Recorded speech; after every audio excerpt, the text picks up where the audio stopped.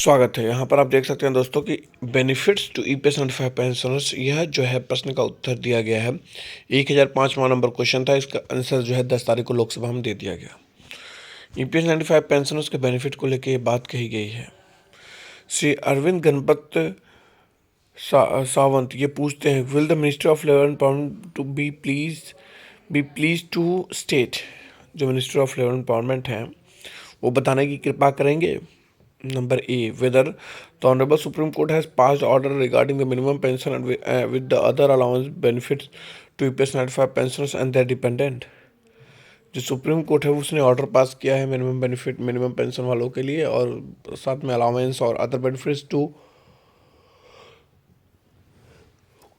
EPS 95 pensioners dependent।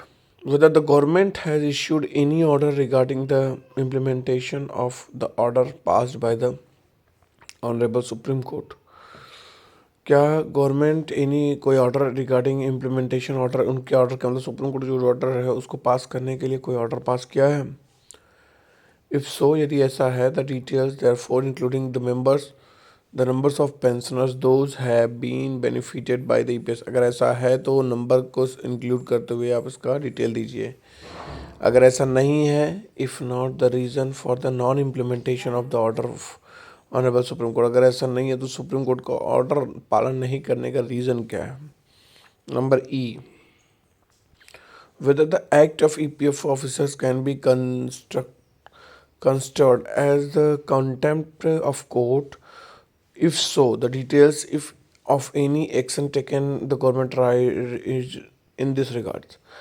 क्या EPFO के officers जो है उन पे कंटेम्प्ट है कोर्ट का, चूँकि उन्होंने ईपीएफओ की बात को सुप्रीम कोर्ट की बात को अवहेलना की है, उसकी मान जो है सुप्रीम कोर्ट का ऑर्डर का उसको नहीं माना है, तो क्या उसके रिगार्डिंग कोई कंटेम्प्ट है।